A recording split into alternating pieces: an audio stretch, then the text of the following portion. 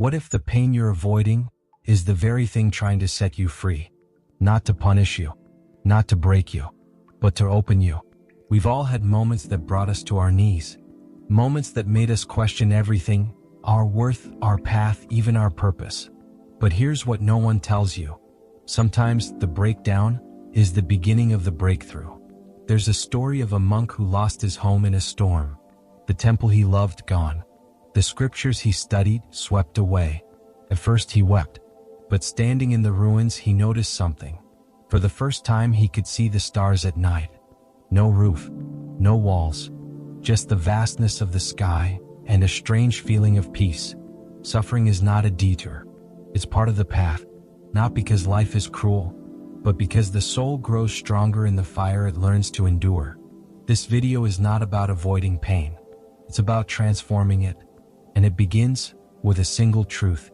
Everything is connected. We often think our lives are isolated events, disconnected from the world around us. But in Buddhist wisdom, nothing exists independently. Everything you touch, say, or feel ripples outward like waves in still water. The concept is called interconnectedness. It means that no thought, no breath, no action exists in a vacuum. Your suffering affects those around you. Your kindness, too, reaches further than you realize. There's a story about a boy who planted a tree in a dusty village. He didn't have much, just a small patch of land and a big heart. Years later, that tree grew tall and gave shade to tired travelers, shelter to birds, and joy to children. He didn't live to see all of it, but his simple act changed lives. We don't always see the impact we make, but the truth is, we are all part of one great breathing network of life. So when you feel invisible, know this: you matter more than you know. Even your smallest gesture can be the beginning of someone else's healing. And when we truly understand how deeply connected we are, we begin to treat the world and ourselves with more compassion. So here's a question to reflect on. What if every heartbreak you've ever felt helped someone else heal? Everything you hold in your hands today will one day slip through your fingers. Your body, your job, your relationships, even your own thoughts. This isn't meant to scare you. It's meant to set you free. In Buddhism, this truth is called anicca, impermanence. Everything is in constant motion. Everything is changing, dying, transforming. Clinging to what will inevitably fade is the root of suffering. There's a story of a young monk who admired his teacher's delicate porcelain cup. One day he asked, "Aren't you afraid of breaking it?" The teacher smiled and replied, "To me, this cup is already broken." The young monk was puzzled. The teacher explained, "Because I know it will break one day, I enjoy it more now. I drink from it, admire its beauty, and when it does break, I won't cry." Impermanence doesn't mean you love less. It means you love deeper because you know nothing lasts forever. It means you stop chasing permanence and start cherishing presence. The lesson? Suffering doesn't come from loss. It comes from the illusion that things could last forever. But when you learn to embrace impermanence, you learn how to live fully, honestly now. If nothing lasts, what does that say about who we are becoming through each challenge? Let's talk next about pressure, growth, and becoming. Not all pressure is harmful. Some pressure is necessary for transformation. Just like charcoal becomes a diamond under intense heat and weight, the soul too becomes stronger through trials. Pain is not the opposite of growth. It's the process of it. There's a story of a young woman who lost everything: her job, her fiancé, even her health, all in 1 year. She moved back into her childhood room, filled with shame and fear. But day by day she started journaling. She learned to meditate. She stopped chasing the version of herself she thought she should be. And slowly she discovered who she really was. Now she leads mindfulness retreats for trauma survivors. The pressure didn't destroy her. It revealed her. In Buddhism, suffering is often described as a fire. But fire doesn't just burn, it also purifies. The lesson? Don't be so quick to escape discomfort. It may be shaping the version of you that you were always meant to become. Every crack is a doorway. Every hardship is an invitation to deepen. And once you realize that, you begin to face life not with fear, but with compassion. So now the question is, how can we meet this pain without closing our hearts. Let's talk next about mindfulness and meditation as tools for resilience. Many people think meditation is about tuning out, escaping the noise, running away from the world. But true meditation is the opposite. It's not disconnection. It's reconnection to your body, your breath, your truth. In Buddhism, meditation is not a place you go. It's the act of being deeply where you already are. It's saying to this moment, I'm here. I'm listening. There's a story of a veteran who returned from war with deep emotional wounds. He tried therapy, medication, distraction. Nothing worked until he was introduced to mindful breathing. At first he thought it was silly, but gradually, by sitting with his breath each morning, he stopped fighting his thoughts, and for the first time in years he slept through the night. He said, I didn't escape anything. I just came home to myself. The lesson? You don't have to fix everything in one breath. You just have to meet yourself in it. Not every moment will be peaceful, but every moment offers a doorway to peace. And the more you practice presence, the more compassion begins to grow, first for yourself, then for others. Which brings us to the next truth. Compassion isn't a feeling, it's a way of being. Let's explore what it really means to live with an open heart. Buddhism doesn't give us commandments. It offers us invitations to live with clarity, compassion, and awareness. The 5 precepts are not rigid laws. They are gentle guides for waking up.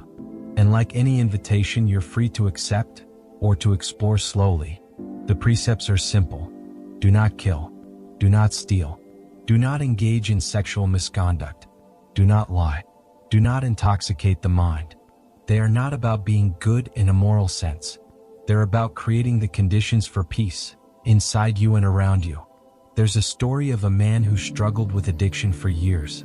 He kept trying to stop drinking but always failed. Until one day he heard a monk say, every time you drink, you're not sinning, you're suffering. That one sentence changed everything. He began to practice not with guilt, but with kindness. Instead of punishing himself, he learned to pause, to breathe, to choose again. Today he's been sober for over 10 years, and he teaches others, not through judgment, but through understanding. The lesson? Precepts are not walls. They are doors into a freer, more mindful life. You don't have to be perfect. You just have to begin. And when we begin to live more mindfully, something beautiful starts to unfold. We begin to see others not as threats, but as reflections. Let's now explore the power of compassion in community. We're often taught that strength means doing it alone, that asking for help is weakness, that healing is a solo journey. But in Buddhism, one of the greatest sources of strength is Sangha, the spiritual community. It's one of the 3 jewels, the Buddha, the Dharma, and the Sangha. Not just a group of like-minded people, but a circle of support, honesty, and shared awakening. There's a story of a woman who lost her husband unexpectedly. For months, she withdrew, trying to be strong for her children. She smiled in public, but inside she was crumbling. One evening, she reluctantly joined a meditation group. She sat in silence beside strangers who didn't try to fix her, just held space. Week after week, she returned. And slowly, her grief became less sharp. Not because it disappeared, but because it was now shared. She said, they didn't carry my pain for me, but they helped me remember I wasn't alone. The lesson? You don't need to be the strongest person in the room. You just need people who remind you of your strength when you forget. Community is not a crutch. It's the ground that holds you when everything else falls away. So how do we nurture that ground within ourselves? Let's now explore the art of acceptance and resilience. We often confuse acceptance with giving up. But in Buddhism, acceptance is not weakness. It's the courage to meet life exactly as it is. Acceptance doesn't mean you like what happened. It means you stop fighting what already is. You stop pouring your energy into resistance and begin to pour it into healing. There's a story of a man who was diagnosed with a chronic illness. At first, he raged against it. He researched obsessively, blamed himself, cursed his fate. But none of it changed the pain. One morning, he sat quietly and whispered, okay, this is what's here now. That single moment didn't cure him, but it opened a door. From that day on, his focus shifted. He began eating more mindfully. He walked slower. He listened more deeply to those he loved. He stopped asking, "Why me?" and began asking, "How can I live well with this?" The lesson? Acceptance isn't passive. It's a radical act of clarity. It brings your power back from a future you can't control into the present where your real strength lives. So if acceptance grounds us, what happens when we take one more step toward letting go? Let's talk next about freedom through surrender. Letting go doesn't mean losing. It means releasing what was never yours to control. We hold on to people, to expectations, to stories about how life should be. And the tighter we grip, the more we suffer. In Buddhism, letting go is not passive, it's active wisdom. It's the moment you realize, I don't need to carry this anymore. There's a story of a monk who crossed a river with another traveler. On the other side, the traveler kept complaining about how hard it was. The monk simply smiled and said, "I set that weight down the moment we stepped ashore. Why are you still carrying it?" Letting go doesn't mean forgetting. It means choosing peace over the need to be right. It means no longer dragging your past into your present. It means trusting that what's meant for you won't need to be held with force. The lesson? Freedom isn't found in control. It's found in surrender. And the moment you stop clinging, you start breathing again. So what happens when we begin to live unburdened? Let's now explore how each experience becomes a step on the path to awakening. We often imagine enlightenment as a distant mountaintop, a final destination, a moment of bliss that erases all suffering. But in Buddhism, enlightenment isn't a place. It's a practice. One step, one breath, one moment at a time. It's not lightning from the sky. It's washing the dishes with full attention. It's listening without planning your reply. It's noticing the way sunlight falls on your hands. There's a story of a man who spent years traveling from temple to temple, searching for awakening. He studied under many teachers. One day, frustrated and tired, he asked a monk, "When will I be enlightened?" The monk smiled and said, "When you can sweep the floor as if the whole universe depends on it." That day, he stopped searching outside himself and started paying attention to what was already here. The lesson? You don't have to wait for a perfect moment to begin. The moment you are in is the practice. And every ordinary act becomes sacred when done with presence. So if awakening is woven into the fabric of everyday life, how do we begin to walk that path with more kindness toward ourselves and others? Let's talk next about compassion, not as a feeling but as a way of being. We often mistake compassion for a soft emotion, a tear, a kind word, a warm thought. But in Buddhism, compassion, karuna, is not just a feeling. It's a call to act, not out of guilt or duty, but from a deep understanding that suffering is universal. Compassion is listening without trying to fix. It's showing up even when you don't have the answers. It's making space for someone else's pain without being consumed by it. There's a story of a woman who volunteered at a shelter after losing her child. She didn't offer advice. She just sat beside grieving mothers in silence, held their hands, and in that stillness they felt seen. Her compassion didn't come from having the right words. It came from simply being present with pain she understood. The lesson? Compassion isn't what you feel. It's what you choose to do with that feeling. It's love in motion. And when practiced daily, it becomes not just something you give, but something you are. So how do we live with compassion even when life feels overwhelming? Let's talk next about interconnectedness and how every act ripples through the whole. Control is one of the biggest illusions we cling to. We plan, we prepare, we hold tight, believing that if we try hard enough, things will go our way. But life rarely listens to our plans. It changes, surprises, it humbles. Buddhism teaches that trying to control everything is like trying to hold water in your hands. The tighter you grip, the more you lose. There's a story of a man who lost his job unexpectedly. He spiraled into anxiety, desperately applying to hundreds of positions. Nothing worked. Eventually, with no choice left, he volunteered at a local food bank, just to stay busy. 2 months later, someone he helped offered him a job. Not because he forced it, but because he showed up where he was, with presence and kindness. The lesson? You can't always control what happens, but you can always choose how you meet it. And when you stop needing control, you gain something far more powerful: peace. So what if surrender isn't defeat, but the beginning of true clarity and connection? Let's now talk about interconnectedness and how every choice we make matters. In Buddhism, everything is connected.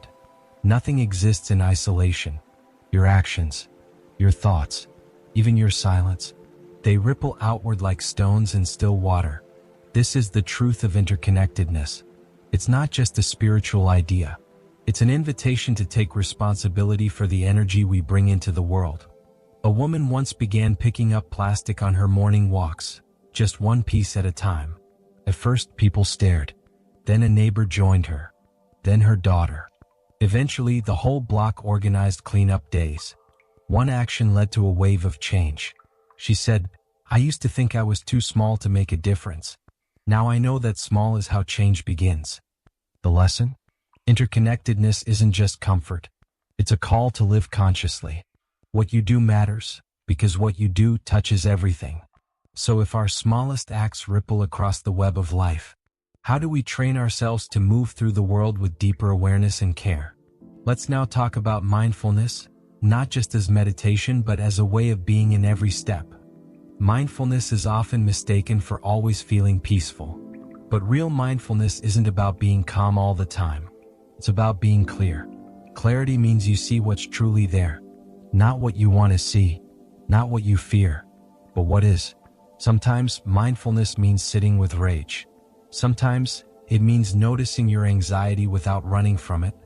It's not a quick fix. It's a way of staying with the truth, even when it's uncomfortable. There's a story of a woman who began meditating during a stressful divorce. She expected peace. Instead, she met waves of anger and grief. But over time, she began to recognize patterns in her thoughts, to soften her reactions, to understand herself with less judgment. She said, "I didn't become calm, I became real." The lesson? Mindfulness doesn't promise stillness. It offers honesty. And from that honesty, a deeper peace can grow. Not forced, but earned. So if clarity, not calmness, is the true gift of presence, what happens when we apply that clarity to our greatest challenges? Let's talk next about how obstacles can become our greatest teachers. We often see obstacles as problems to fix or avoid, but in Buddhism they are seen as teachers. Messy, uncomfortable, but deeply wise. An obstacle reveals what we cling to. It exposes where we're stuck and offers a mirror reflecting the parts of ourselves we've ignored. There's a story of a young man who wanted to become a monk. He failed his first entrance test and was devastated. He thought it meant he wasn't worthy. But instead of quitting, he stayed and began helping around the temple, washing dishes, sweeping floors. Months passed and the head monk watched quietly. Eventually, he was invited to join, not because of his knowledge, but because of his humility, effort, and grace under difficulty. The test wasn't the obstacle. His pride was. The lesson? Obstacles don't block the path. They are the path. And when we stop resisting them, they transform from punishment into practice. So what happens when we stop asking, "Why is this happening to me?" and start asking, "What is this here to teach me?" Let's now explore how transformation begins with perspective. We sometimes believe that giving will leave us with less, that if we offer love, energy, or time, we'll be emptied. But in Buddhism, the opposite is true. Compassion multiplies when shared, and your light doesn't fade when passed on. It grows stronger. There's a saying, thousands of candles can be lit from a single candle, and it will not shorten its life. There's a story of a teacher who lost everything in a fire: her house, her books, her life's work. Instead of retreating, she opened her home to weekly gatherings for people who were grieving. She had little left, but what she gave was presence. Stories, silence, warmth. Years later, one of the people she helped created a foundation in her honor, supporting thousands of others in healing. Her light didn't burn out. It spread. The lesson? The more love you give, the more you become love. You don't lose by offering your light. You become the flame others can find in the dark. So how do we carry that flame forward?